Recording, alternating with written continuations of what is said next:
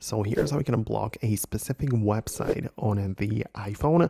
Let me show you how it will work. If you are new here and first time on this channel, make sure you subscribe so you never miss the upcoming videos and tutorials like this one. So the blocking of websites can be found inside of the settings, part of the screen time section. This is a place where you can set up the app limits and different kinds of restrictions. So make sure you have this like general section enabled. And then below we can find content and privacy restrictions specifically.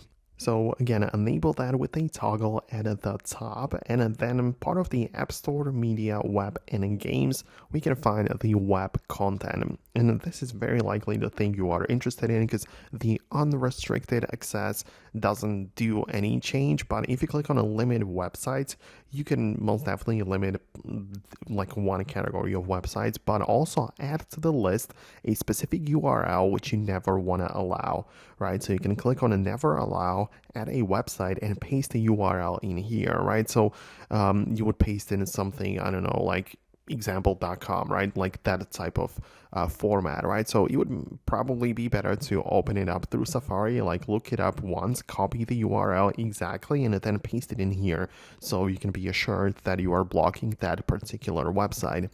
And this is going to apply to Safari as well as any other web browser that you use. It doesn't matter if you're switching to Chrome or anything else, that is going to apply to all of them. But that would be about it for me. I hope it helps, and I hope to see you later in the next videos and tutorials as well.